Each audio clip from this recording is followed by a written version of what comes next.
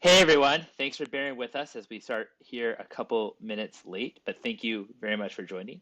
I'm Mike. I'm the community manager here at MFD, or also called Manufactured. So, what we do at MFD, we help brands source, finance, and manage their inventory across 25 countries and 20 plus industries.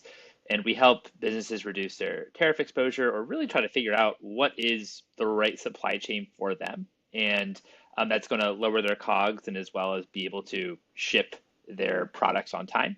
Um, and so Pranay and Hamad have extensive experience. This has been both their pretty much entire careers, helping companies deal with manufacturing and everything. Thank you, Pranay.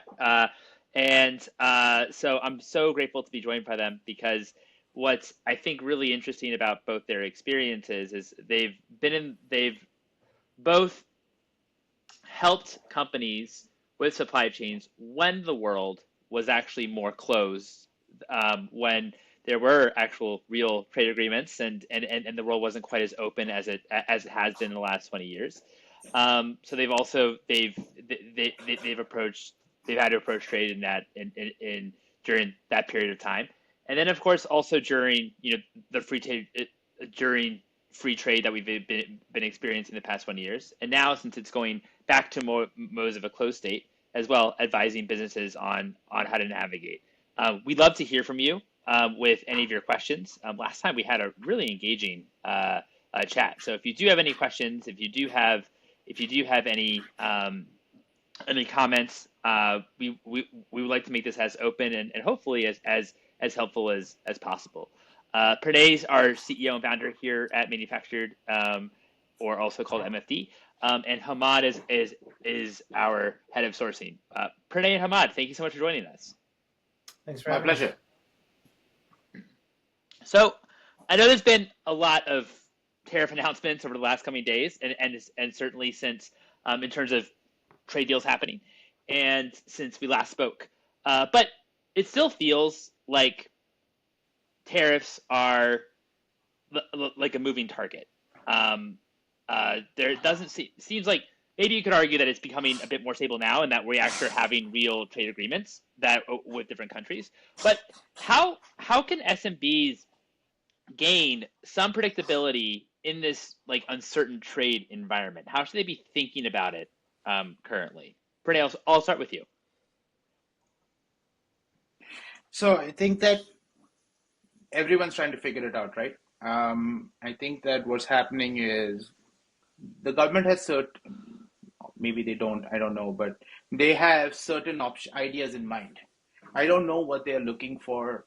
I'm not privy to what the government is looking for, but what this looks like is this, we need to get to some place with every country.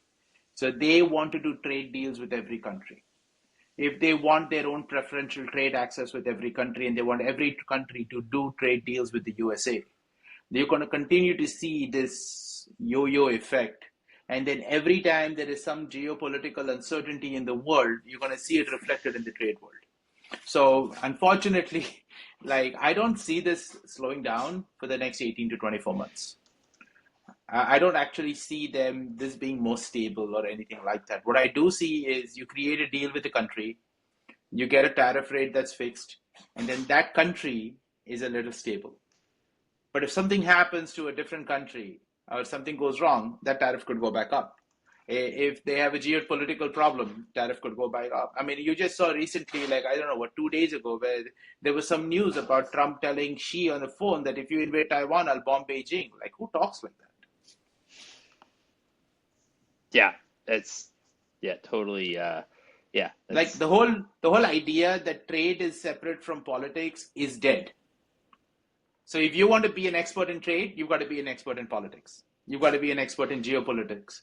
You've got to be in that. That's how you become an expert in trade. Is you've got to be following what's happening and then understand where your trade barriers are and where they're going to sit. And then you've got to figure out what countries you're doing with. He just declared a 35% tariff on Bangladesh. China yes. with a 55% tariff is cheaper than Bangladesh with 35% for comparable products. You buy outerwear from China, You buy a jacket, like, one of those Canada Goose jackets. It's cheaper out of China with 55% tariffs than it is out of Bangladesh with 35% tariffs. Wow. Wow. Um, well, how do you think with these tariffs happening, and I know that again provides a little bit of stability once the trade deals actually happen, but there also might be, of course, geopolitical risk, as you say, Pranay. You have to also be kind of an expert in politics, as if you want to be an expert in trade.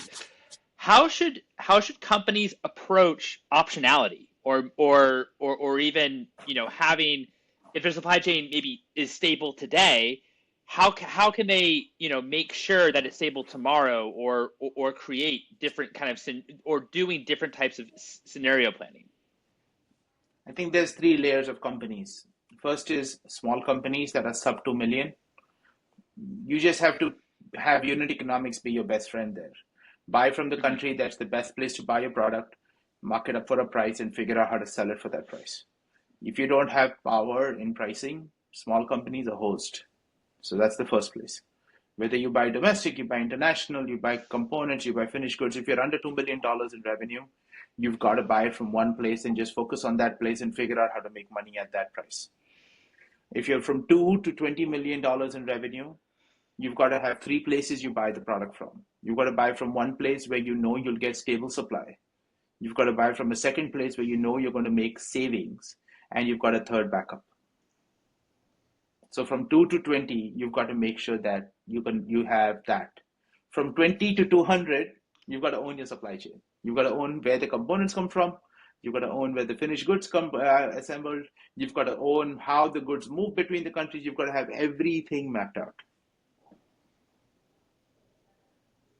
That makes sense. Hamad, what are your thoughts in terms of how brands can create maybe optionality, or kind of, or have, or certainty in their supply chain, in case their supply chain becomes uncertain? Well, look, I mean, uh, if what do I know as a small business? I know what all the things that I've already gone through. Like I know my supply chain. Like let's say it's in China, right? I know my supplier in China. I know the costs that come out of there, and that cost may fluctuate up and down. But the cost to move it and replace that in Vietnam or Indonesia or Malaysia or whatever, perhaps that's a long-term option for you to be able to create kind of dual sources for your product. Um, but to react to everything that's happening, I would never recommend doing that. You can come to a company like us and we can start to countersource so that you can go back to your current supplier and have some negotiating power with them. But at the end of the day, like I see a lot of companies just going, "Oh my God, I got to get out of country X because now this has been done to them," or "Oh, I've got to move to country Y because now it's the lowest." Like, what are you doing? You're going to be playing this game of whack-a-mole for the rest of your life, as long as this administration is doing this. And so, I would say the stability is really just sticking with what you know, and then playing long-term games and creating other options that are not a reaction to get something done tomorrow, but maybe in a year you're now set up for dual options, or having two different sources for the same good, as long as your quality is there, as long as and you understand you'll have maybe a blended cost that you have to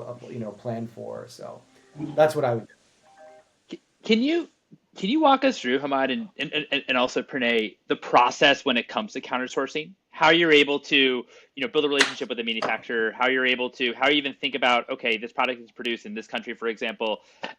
How do you think about which country then should you actually look for when it comes, or target for countersourcing? How do you actually build that relationship or credibility with the manufacturer as well, right?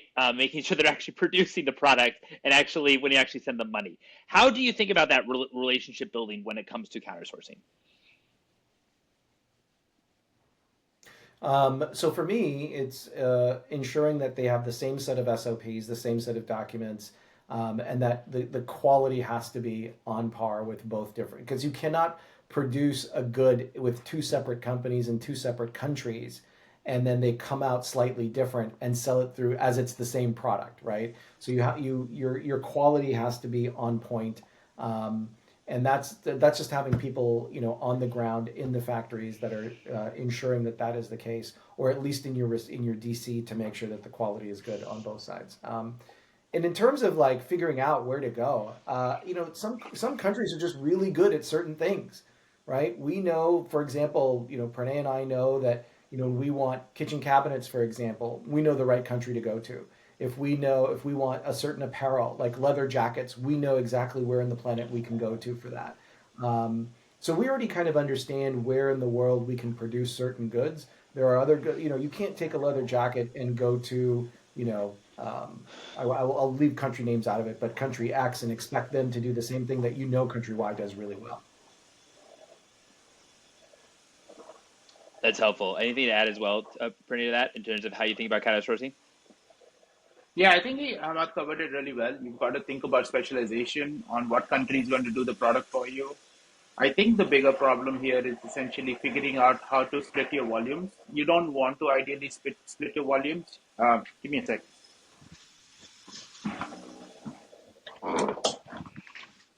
You don't want to ideally split your volumes, but what you do want to make sure that the new vendor you're going to is not a step down from your old vendors, right? So that's what Hamad is talking about. So having your documentation in place, 9 times out of 10, the biggest problem with counter sourcing we see is, hey, I want you to make this product for me. Okay, give me the specifications. Well, I don't have the specifications. My vendor has the specifications. Well, how does your vendor have the specifications? Well, my vendor developed the product for me. Oh, so if your vendor developed the product for you, do you know what they were making? Oh, I don't know what they were making. They just shipped it. And so when that happens, now you don't have the product. You don't know what you were making. You don't know how you were making it. You didn't know where you were making it. And now you're going to go to market with it. Did you guys hear what I just said? Did I lose you guys? No, we heard you. Very good. So the biggest problem with counter sourcing is not just having a sample of the product, but also knowing the specifications and the material and the components of the product. So if you have the material and the components of the product, you can then go to any vendor in the world and professionally get a quote for the same product you were quoting. Most of the times, the gap in counter sourcing is actually figuring out not just the sample of the product, but also the specifications of the product, especially when there are molds involved and there's complex materials and there's assembly involved. So to me, that is one big problem that small and medium-sized businesses have, is they have no control on the IP of the product that they've actually been making. But the second downstream problem of that is then once you know the specifications of your product, now you can figure out where the components are supposed to coming from, and then you can understand exactly what the volume is supposed to be. And then you'll know whether you have leverage or no leverage. Because the other problem is you go to a country that does not make these productions or does not have these materials, then you've got to basically pay a higher price to that new country unless you give them a larger volume. Because if they're not available off the shelf, you have to make them specifically. So if you specially make them, now you're making 6 months of products in advance, not 1 month of products in advance. That's a huge capital influx. So if I go to you, Mike, and I say those headphones you're wearing cost $80 in China, to make the same headphones for $80 in Indonesia, you've got to buy 5,000 units, not 500 units. Because for Indonesia to make those $80 headphones, they've got to buy the raw materials, they've got to buy the components, they've got to buy the finished product, put it together. It's not really going to the market and buying few pieces at a time. So if I've got to put those products together and get you the $80 from Indonesia, now you've got to buy 10 times the product. That could take you 5 times as long to sell through. Yeah, I mean, I was going to ask as well, to your point, how do you even think about split in terms of if you have a new sourcing country or you have a new supply chain, what should the split be in terms of the amount of inventory you actually produce, maybe in each of these sources? But I imagine that it really comes down to minimum order quantities to begin with, in terms of just, okay, we actually need to get this out the door in order for the manufacturer to be on board for minimum order quantities. Then we can actually start worrying about what should that split actually be. Yeah, but that's why I told you, if you're 0 to 2 million, you have very little choice. If you're 2 to 20, now you can split quantities. And then if you're 20 to 200, now you can actually dominate. Yeah. I know previously we've talked, and I think that it's really important to talk about, but we talked about change of origin, for example, as potentially, a tactic to minimize tariffs. We've also talked about free trade zones. these kind of ways, tactics that of course countries use, right? It's not just companies. Countries use, and then as well as companies. Is there essentially is there a minimum revenue threshold that you should have as a company in order for you to actually gain an advantage using, a free trade zone or, bonded warehouses, for example, or these kind of different tactics, or change of origin that you should be thinking about? Is it at 2 to 20 million? Can brands that are even smaller even start to even think about these ways? What are your thoughts?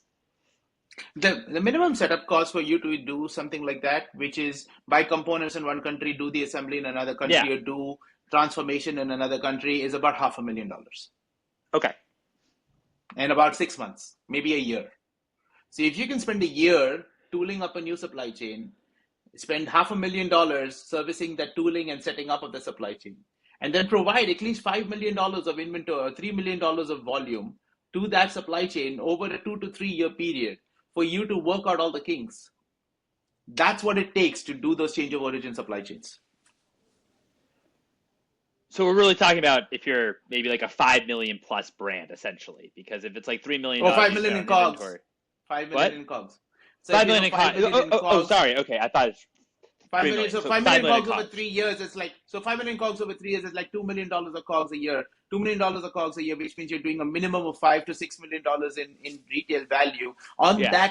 that supply chain, which means that you should be doing $12 to $15 million across all your business for you to be able to dedicate it to this. So let's say you were a luggage supplier, and now you want to move your luggage supply from China to Indonesia or to Malaysia or something like that. You've got to find a plant to set up in Malaysia. You've got to flow the composites and the components to Malaysia, whatever the polycarbonate composites are. You've got to basically invest in the molds. You've got to invest in basically getting a line done. You've got to get the product coming off the line, and then you've got to give them volume so the Malaysian factory feels like they're going to be guaranteed product for 3 years. Wow. Yeah.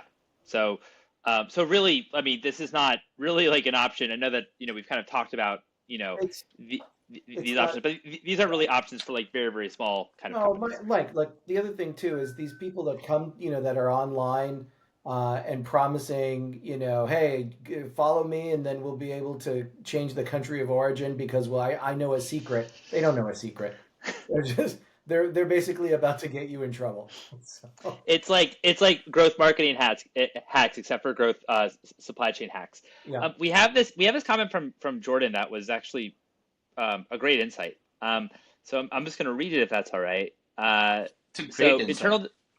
internal discussions at Costco merchant team reveal that they made the controversial decision to pull back on buying and sourcing many seasonal items that are made abroad, um, and wait for trade deals to be worked out. They're unwilling to put those increased costs on their customers. Our company supply them with seasonal items and decided to absorb the increased tariff costs in order to convince Costco to move forward with the commitment for this coming winter season and maintain a relationship. I I I, mean, I yeah, wonder if I'm sorry. So Jordan, thank you for that. I wonder if that wasn't their initial goal, was to get suppliers of theirs to do just exactly what Jordan did, right? I'm not saying that it's Yeah, we're seeing a lot of suppliers be like, okay, I would rather keep my shelf space and absorb the cost for 1 year instead of lose shelf space. A and so lot now of yeah. supply, a lot of retailers are using this as leverage. exactly, exactly. So that's what I wonder is when I see that is like, okay, is that just Costco playing this game and just being like, okay, let's see who can absorb it, and because it's not going to be us. You know why Walmart can't do it? Because 70% of Walmart's business is private label. It's all Walmart branded. It would Mm. try asking Costco to do that for their own Kirkland product. No fucking way Kirk, they do it. yeah, I wonder. Yeah, that would be an interesting add-on to this if Jordan can If find that. Costco shipped Kirkland Xmas trees, would they do it? Yeah, that's a great point. And so, if you are B2B, I think this shows, at least in this Costco example, that you're also getting squeezed out from the retailer to actually not, and that the company is absorbing the cost, and it's not actually the end consumer or the buyer. I'd imagine this is going to put even more pressure on their own suppliers of the company, if they are able to get other suppliers, to actually try to reduce prices in order to because of the tariffs, or maybe they split tariffs or whatever the arrangement is. But it kind of, to both your points, it shows that the leveraging power of retail buyers in this situation. Absolutely. I wanted to also touch on. I mean, there's a lot of kind of new trade deals. I know. Hamad and I were talking about this a little earlier before you Pranay, joined us. Yeah. Pranay, did you see that the copper price is going to get a 50% tariff on it now? Did you see that? That just came in today. All copper. Wow. Yeah. What are your Do you know reactions? do you know how many copper extrusion plants in the US will go belly up because of that? Well, I was just looking earlier before this call, like 50% of copper comes from South America, right? So I don't know. All the copper drawing plants in the US would basically go belly up. I have no, like, I'm just trying to understand the reasoning. Can you Wow. explain that a little bit? Just dive deeper into to copper, and then we'll get into Vietnam. Jordan, thank you so much for mentioning that, because that's where I actually wanted to turn next to. But let's keep it on copper. Can you just explain to us a little bit about the copper industry as well, and why some of the companies will go belly up? So copper is essentially a commodity, basically Yeah. copper ore. And so US companies, there's a lot of wire drawing companies. So copper wire essentially is a conducting mechanism, right? So there's a lot Yeah. of copper wire companies in the US that do extrusion of copper. They do copper extrusion, they do copper plating, they do copper bonding. If you look at utensils, you look at any industrial hardware, you look at any of these products, it's all got copper in it. There's copper winding, there's all that stuff involved in it. The US has a significant infrastructure investment in copper manipulation. None of that copper comes from the US. Almost close to none of it, like very little of it. And most of the copper comes from middlemen who are holding copper forward trades and are basically buying copper, basically like Glencore and people like that. They're basically buying forward futures on copper. Okay. All that copper is smelted and refined overseas and then brought in here to be able to be extruded out. So the moment you raise 50% on the cost of that copper, every single way your wiring is conducted, I think a lot of US household wiring is copper. A lot of US home wiring and home electric conduction is all wire, copper. Yeah, I wonder then if he meant copper finished goods as opposed to copper ore. I don't know. Try to find it. Because he just talks about the word copper. So Like I think there's a tweet or there's a truth post, and then there's 2 weeks later everyone's like scrambling for real trade notifications. Yeah. But Yeah, you look it online, doesn't. like you see Alex at Passport, you see Ryan at Flexport. All of these guys are basically like, okay, so what now? Like, what does this mean? Like, you look at the transshipment thing, like, what the fuck does that mean? Like, 300 years, transshipment has meant one thing. Now, suddenly you have a tariff on it because it didn't change country of origin. So how the hell did it suddenly change the cost of duty? Well, I wanted to get into that as well, because that's what I thought was so. I mean, there was a number of obviously new trade deals that happened, but the Vietnam one I think was very, very interesting with 40% on transshipped. Can you break down because Jordan's also asking what transship really means? I haven't seen. Obviously, you two are the experts here. I haven't seen anything like so far a percentage on transshipped goods in terms of a tariff on a transshipped goods percent. But is this kind of like the first of this ever happening? But can you explain a little bit about transshipped? Because it seems like this is kind of a knock to China, because as you kind of pointed out, Pranay, China has their tentacles in our last one in everywhere in terms of manufacturing, and I imagine a lot as well in Vietnam. So can you talk to us a little bit about what transship means from both your worlds? Well, so first of all, Hamad, you're a logistics expert. Yeah, You tell me what you think transshipment is. First of all, transshipments have been happening for eons. Yeah, yeah. Okay, so that has and I so meant I meant like a tariff on right. specifically No, I transship understand, shipments. right? So Yeah. this is the first time that or one of the first times I think I've ever seen, a hey, don't do any transshipments because we're going to add 40% if you do it through Vietnam. Well, they're happening through Indonesia. They're happening through Singapore. They happen through all parts of Southeast Asia, right? Those ships just make a little detour west and then go down into Southeast Asia, relabel, repackage, basically do very, um, not very deep work in changing what that product is. Maybe just some kind of high level touches to it, and So then there's claim no. country of origin has changed when it really is still country of origin from China, That's what I was asking. Okay. right? And so now, like, I'll give you an example. Like, uh, was it honey or yeah, honey? So pure honey. There isn't enough pure honey in the world to feed the demand that exists today, right? So what ends up happening sometimes is China will harvest honey, but then dilute it with syrup or other things and still call it honey. And so for that reason, that honey from China is not allowed in the U.S. Right? So what they'll do is they'll ship that honey into Indonesia, change some labels, and say this honey's from Indonesia, and so then that gets into the U.S. And it's always this game where the U.S. is always checking every sample of honey that comes into America to make sure that the basically the fingerprint of that honey is not somehow back to China. And if it is, then if it says it came from Indonesia, they're like, you did a transshipment from Indonesia, so we are no longer accepting this shipment. Other companies try to do the same thing. They send a good, whatever it may be, ship it to Singapore, rebox, relabel, and then say, oh, it's from Singapore when it's actually not. So just for clarity on transshipment, does that mean that country of origin has actually changed, or does that mean that country origin has not Not changed? no. So technically, country of origin should not have changed, even if they declare it as so. But they did declare it. That's why they're being penalized now.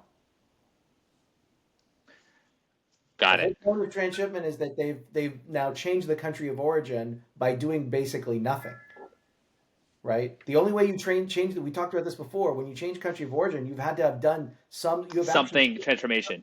exactly Yeah. something actually changed the product from a component, multiple components, into a new finished good. None of that's happening in transshipments. What they're doing is they're basically taking it out of this box, putting it in this box, and then that new box says country of origin Indonesia or whatever, right? Like, and that's where they're going. Okay, if it's from Vietnam and it's a transshipment, we're going to find out and we're going to add 40%.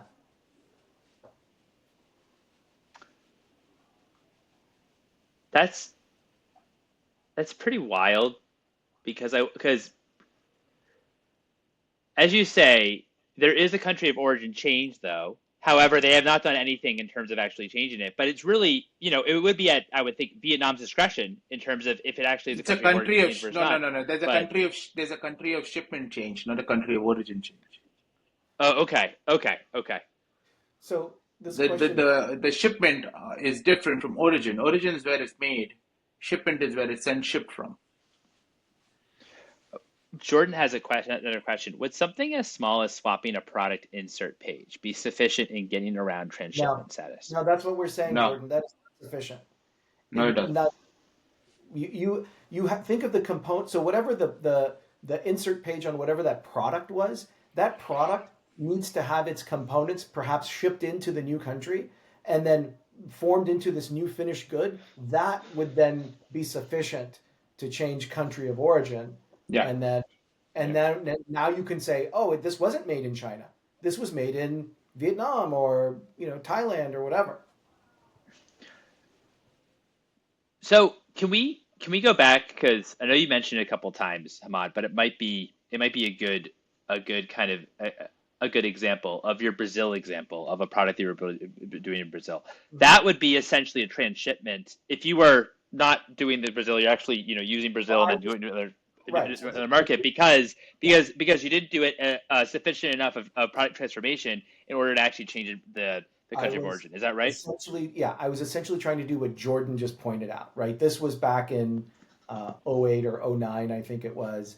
And Brazil at that point was having a lot of isolationist trade policies, and so which then triggered things like Foxconn building a factory there, and Apple and what have you. So I was trying to get around it by doing exactly this, by doing an insert, and they were like, no, that's not good enough. So either you manufacture here, or it's not, or you cannot get around the duties associated, with your good. So.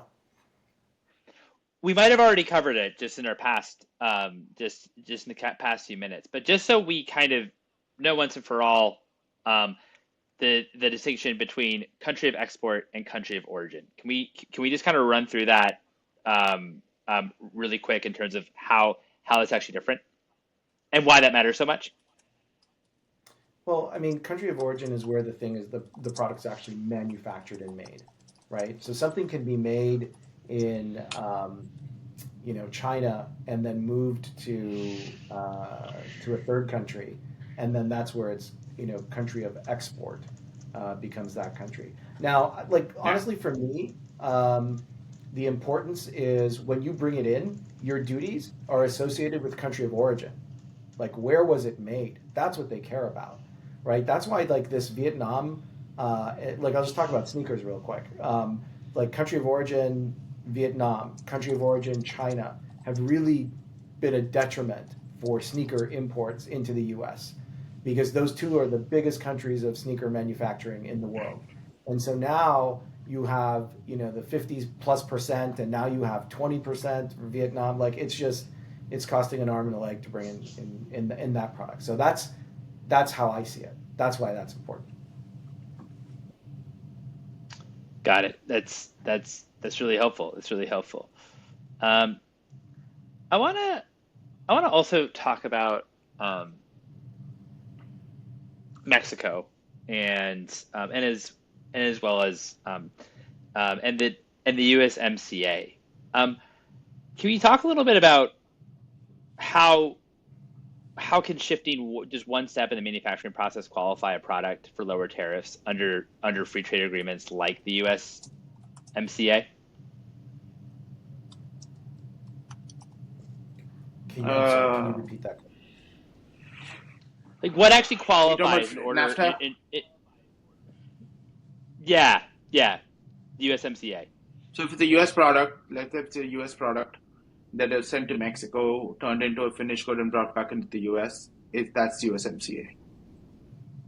Okay. If it's an international product brought into Mexico, turned into a complete finished good, totally transformed, and then shipped into the US, that's USMCA. But if it's between the US and Mexico, Mexico basically sending goods to the US from local Mexico products, that's USMCA. Or if it's a US input going to Mexico, turning into a finished product and brought back, that's basically USMCA.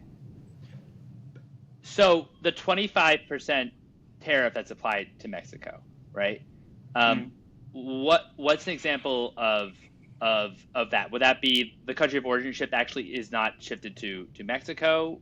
No. Your country origin has to be Mexico for it to be 25%. If the country origin didn't go to Mexico, then it's whatever the origin tariff is, which is 55% for China and stuff like that. Okay.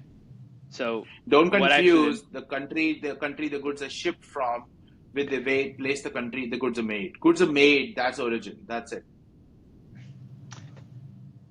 Got it. But what's an example then of like the tariff rate that we have with Mexico of the 25% tariff? What's how would you be? When would you have to actually pay that? What's an example from that?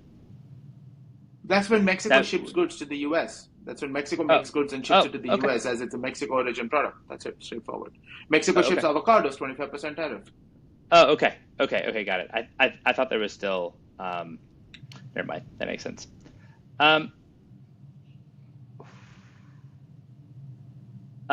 What do you think? I know that now it's easy to say.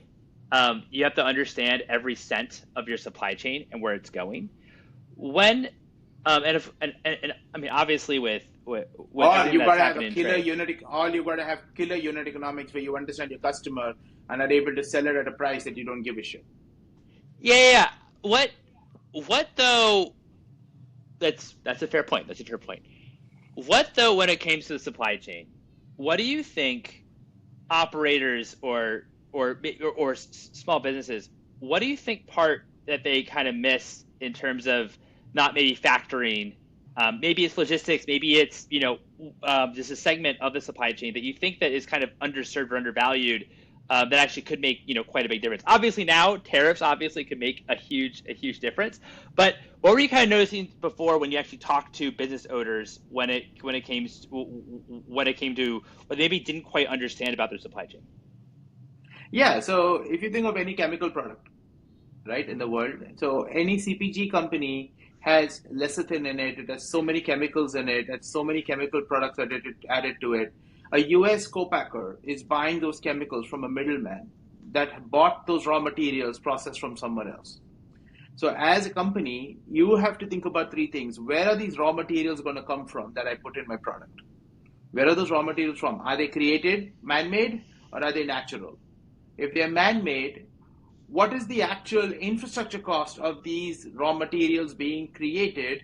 If it's plastics or chemicals or petrochemicals or any of those things, where are those industries? And who is actually the biggest player in those industries? And then how can I get access to those industries? I'll give you an example. If you go online and look at Triton straws, Tritan, Triton straws. China is the biggest supplier of Triton straws. Do you know where Triton is made? It's made in Tennessee. Wow. Triton material is made in Tennessee. And they've got factories in Philadelphia too. The Triton Corporation controls the trademark material of Triton straws. But China is the biggest shipper of Triton straws in the world because they buy that raw material and do all the molding and conversion in-house. Wow. So that material that you are buying is going halfway around the world because the conversion industries and the infrastructure for that material is sitting overseas. Now, could you create an extrusion plant? Could you create a blow molding plant? Could you create a factory that basically creates those Triton products? Where would you create it? What would it cost? Would you do it here or would you do it overseas? Now you've got to figure out how to get access to the raw material, figure out what the volume of extrusion is going to look like, and then figure out can you support it, and then you have the opportunity to build a company that essentially becomes a Triton processing plant that then sells to all the companies who buy Chinese products. Because China's superpower is not the raw material, it is the processing and the conversion. Wow. That's wild. That's wild. Everyone thinks Triton plastic is Chinese. It's not Chinese, it's American.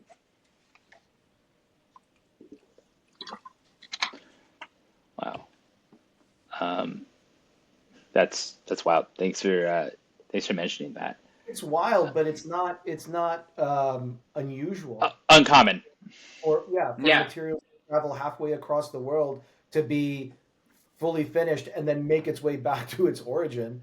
This is how look at colonial India. When you saw the USMCA, you saw the USMCA thing where the car part goes from Detroit to Canada and then goes down to Mexico and then comes back to Detroit.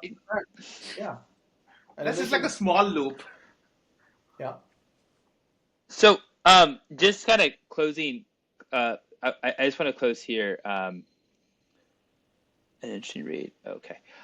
Just kind of closing here. When it came to all the different tariffs, what surprised me the most was Vietnam, and thanks for explaining that in terms of the 40% on goods transshipped. I know it surprised Hamad the most when it came to the 50% on copper, and also probably you, Pranay, too. What of all the kind of new tariff rates that have come up in the last couple of weeks, what else to you has been maybe the most shocking in terms of the rate or what have you, just as like one kind of thing that you... I think all the 30% tariffs the guy launched on, Malaysia and Bangladesh and, whereas Brunei, what are the list? Let me look at the list. Laos, Myanmar, South Africa, Bangladesh, Thailand. And by the way, all of those are just... By the way, all of those countries are just the countries that Serbia, Bosnia, Indonesia, Tunisia, Cambodia, all of these countries are just the countries who didn't show up and do a deal with him. That's it. Yeah. That's why they're Well, all within 4% of each other. yeah, I think my two biggest surprises were probably, um, you know, Prime Minister Modi from India shows up here. They do a big, I love you, you love me. He flies back, and then Trump goes, here's a 30+% tariff. I mean, I would have been, and then India went to the WTO and said, we're launching an official complaint here. I think the other one was just happened yesterday or a couple days ago was the Brazilian threat, right? A threat on Brazilian goods if they don't continue this investigation into their former leader. So, which is an interesting kind of way about introducing tariff. I don't know that has anything to do with an economy, but has everything to do with Pranay talked about at the beginning, which is you have to understand geopolitics. Really, is what is driving all of this, or a lot of it, right? So Yeah. you can do something that he doesn't like prosecuting, somebody, and they can come back and say, here's a tariff that we think we're going to threaten you with if you don't step back on prosecuting that person. Yeah. Hey, Mike, you do something bad, your wife will put a tariff on you, man.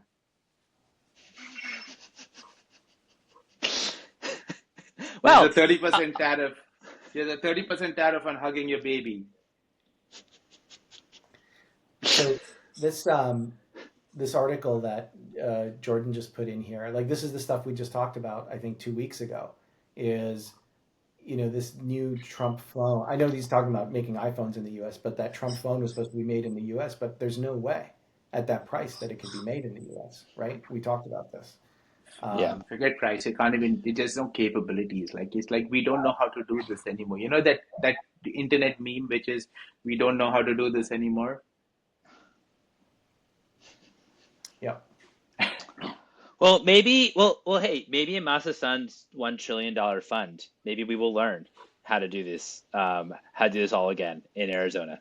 Maybe. Massa doesn't have $1 trillion. Well, just trying to raise it.